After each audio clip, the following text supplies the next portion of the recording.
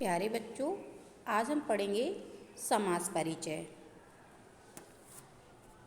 ठीक है। समसनं समासः अर्थात संक्षेपीकरणम एव समासा भवति। मतलब ये हुआ कि संक्षेपीकरण ही समास होता है। द्वे पदयोः अथवा बहुनां पदानां मेलनम समासा। दो पद अथवा बहुत सारे पदों का मेल समास होता है। समास मध्य विभक्ति लोपः भवति। समास के बीच में विभक्ति का लोप होता है। फिर से देख लीजिए, संक्षेपीकरण समास कहलाता है। दो या दो से अधिक पदों का मेल भी समास होता है। समास में विभक्तियों का लोप होता है। ठीक है, समास में विभक्तियों का लोप हो जाता है। समास 6 प्रकार के होते हैं। पहला है तत्पुरुष समास, दूसरा है द्विगु समास, तीसरा है कर्मधारय समास, चौथा है द्वंद्व समास, पांचवा है बहुव्रीहि समास और छठा है अव्ययी भाव समास। ठीक है।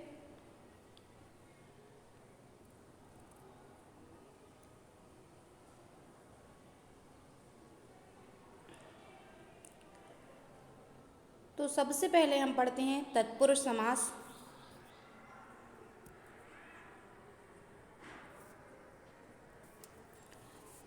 परिभाषा है प्रायण उत्तर पदार्थ प्रधान नस्तु तत्पुरुषः। प्रायण उत्तर पदार्थ प्रधानस्त तत्पुरुषः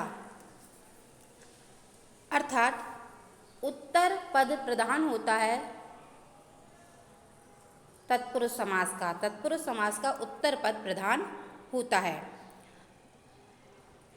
अब देखिए, यहाँ पे लिखा है यत्र पूर्व पदम द्वितीय विभक्तितः सप्तमी विभक्ति पर्यंतम भवति। जहाँ पर पहला पद द्वितीय विभक्ति से लेकर सप्तमी विभक्ति तक होता है। एवं उत्तर पदम प्रथमा विभक्ति भवति और दूसरे पद में प्रथमा विभक्ति होती है। तत्र तत्पुरुष समास, वहाँ पर तत्पुरुष समास होता है। फिर से देख लीजिए, ये यहाँ पर क्या कहा जा रहा है। यहाँ पर कहा जा रहा है कि तत्पुरुष समास में जो पहला पद होता है उसमें द्वितीय विभक्ति से लेकर सप्तमी विभक्ति तक का उपयोग किया जाता है और दूसरा जो पद होता है उसमें प्रथमा विभक्ति ही होती है। पूर्व पदस्य विभक्ति अनुसारमेव समासस्य नामकरण भवति। और पहले पद में जो भी विभक्ति लगती है उसी से समास का नामकरण होता है। पहले पद में जो भी विभक्ति लगेगी, द्वितीया या तृतीय विभक्ति या चतुर्थी विभक्ति या पंचमी विभक्ति या षष्ठी विभक्ति या सप्तमी विभक्ति, जो भी विभक्ति लगेगी उसी से समास का नाम होता है।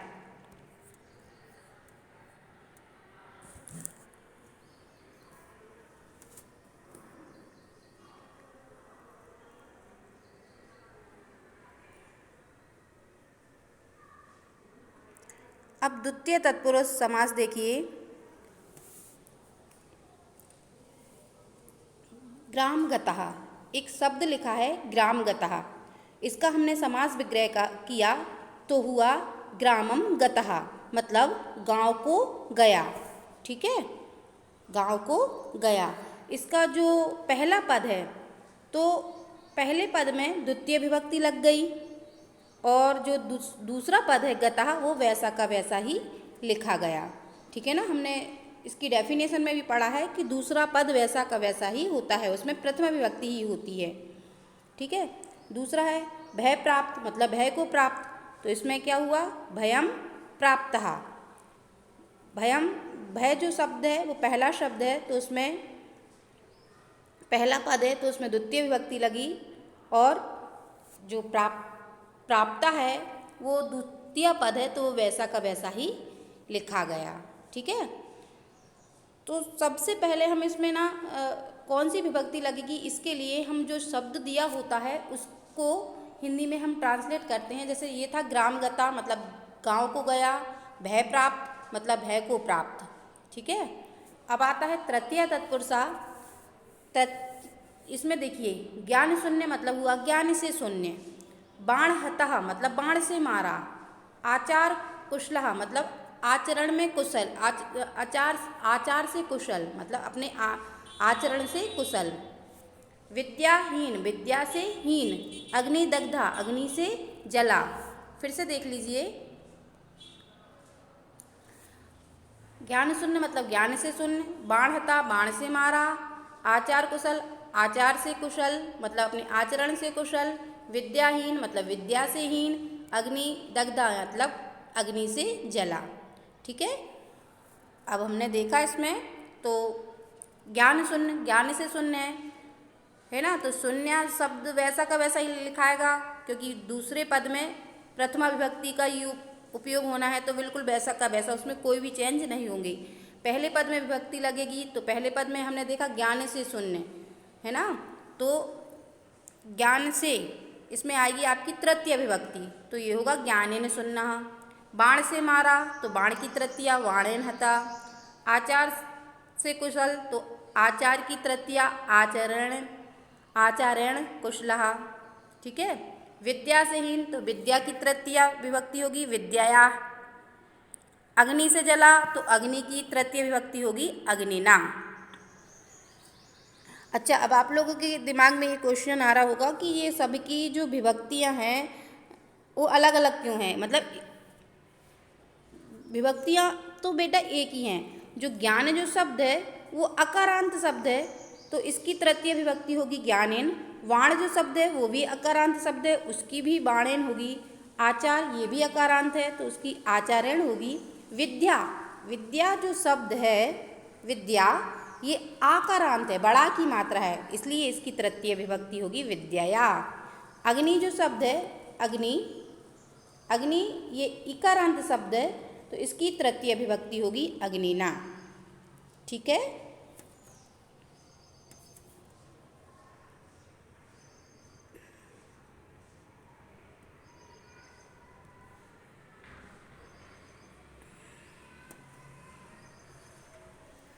अगला देखिए चतुर्थी विभक्ति। दीन दानम दीन के लिए दान। लोकहितम लोक के लिए हित। यूप दारू मतलब यज्ञ के लिए लकड़ी। भूत बलि भूतों के लिए बलि। इसमें आ रहा के लिए है ना, कर्ता ने कर्म को करण से संप्रदान के लिए, इसमें आएगी चतुर्थी विभक्ति। संप्रदान के लिए इसमें आ जाएगी चतुर्थी विभक्ति। ठीक है, तो जो द्वितीय पद है वो वैसा का वैसा ही रहेगा, जैसे इधर दानम है तो दानम रहेगा, हितम है तो हितम ही रहेगा, दारू है तो दारू ही रहेगा, बलि है तो बलि ही रहेगा। चेंज किसमें होंगे, पहले पद में। तो क्या था, दीनाय दान दीन के लिए दान, तो ये हो जाएगा दीनाय दानम। लोक के लिए हित तो लोकाय हितम। यज्ञ के लिए लकड़ी यूपाय दारू। भूतों के लिए बलि भूतेभ्यः बलि। ठीक है, अब आते हैं पंचमी तत्पुरुष पर। फिर से पाप मुक्त तो मतलब पाप से मुक्त। वृक्ष पतिता वृक्ष से गिरा। चोर भयम चोर से डर। ठीक है, तो इसमें भी द्वितीय पद वैसा का वैसा मुक्तः पतितः भयम। पहले पद में विभक्तियाँ लगेंगी तो पहले पद में इसमें कौन सी विभक्ति लगेगी, कारक पढ़ना पड़ेगा। कर्ता ने कर्म को करण से संप्रदान के लिए आपादान से। यहाँ पर आपादान से मतलब अलग होना, जैसे पाप से मुक्त, पाप से व्यक्ति अलग हो रहा है। वृक्ष पतिता वृक्ष से गिरा, वृक्ष से व्यक्ति वृक्ष पर बैठा है और गिर गया तो अलग हो गया ना। और चोर से भय अलग नहीं हो रहा है, पर जब जहाँ भी भय धातु लगती है वहाँ पर पंचमी विभक्ति का उपयोग होता है, इसलिए यहाँ पर पंचमी विभक्ति का उपयोग हुआ है। पाप मुक्त पाप की पंचमी पापात। वृक्ष से गिरा वृक्ष की पंचमी वृक्षात। चोर भयम चोर से डर चोर की पंचमी चोरात। ठीक है, अगला देखें। राजपुत्र यानी राजा का पुत्र। विद्यालया विद्या का आलय। ईश्वर भक्ता ईश्वर का भक्त। परोपकारा दूसरों का उपकार। राजा का पुत्र होगा राज्ञा पुत्रा। विद्या का आलय होगा विद्याया आलय मतलब विद्या का घर। ईश्वर भक्त ईश्वर का भक्त। परोपकारा दूसरों का उपकार। ठीक है, तो दूसरा पद वैसा का वैसा ही, देखो यहाँ पर पुत्रा है तो पुत्रा ही रहेगा, आलय है तो आलय ही रहेगा, भक्ता है तो भक्त ही रहेगा, उपकारा है तो यहाँ पर उपकार ही रहेगा। मतलब कि दूसरा पद तो वैसा का वैसा ही रहेगा, पहले पद में विभक्ति लगती है। अब कौन सी विभक्ति लगती है उसके लिए हमें कारक से पता करना पड़ता है, तो हम कारक पढ़ेंगे। कर्ता ने कर्म को करण से संप्रदान के लिए आपादान से संबंध का की रे, इसमें आता है।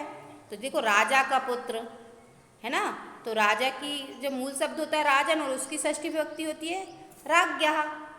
विद्या का आलय, विद्या की षष्ठी विभक्ति होती है विद्यायाः। ईश्वर, ईश्वर की षष्ठी होती है ईश्वरस्य।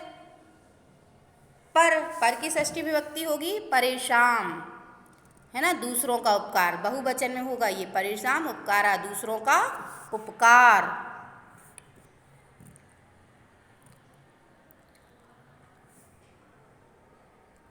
अब आते हैं हम सप्तमी तत्पुरुष पर। इसमें कौन सा आएगा बेटा, कारक पढ़े हम। कर्ता ने कर्म को करण से संप्रदान के लिए आपादान से संबंध का की रे रारी रे, अधिकरण में पर, अधिकरण में पर। ठीक है, अब देखो जल में जलमग्ना, जल में मग्न, युद्ध निपुणा, युद्ध में निपुण, कार्य चतुरा, कार्य में चतुर, सभा पंडिता, सभा में पंडित।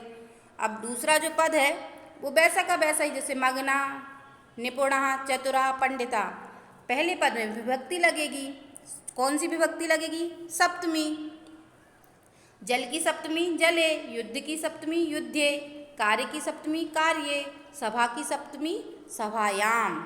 ठीक है, फिर से देख लीजिए, जल में मग्न, जले मग्ना, युद्ध निपुणा, युद्धे निपुणा, कार्य चतुरा, कार्ये चतुरा, सभा पंडिता, सभायाम पंडिता। अब तत्पुरुष समास के कुछ अन्य उदाहरण भी हैं।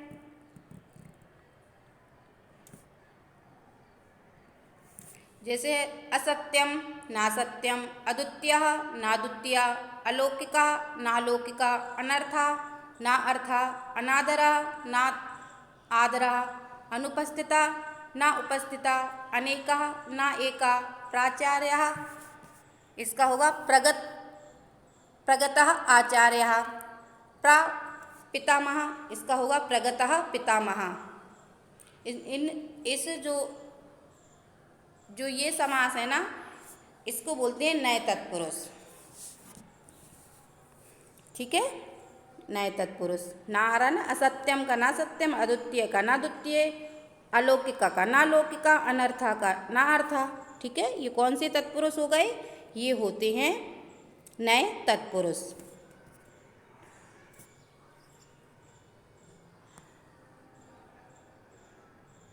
अब अगला समास आता है आपका द्विगु समासा।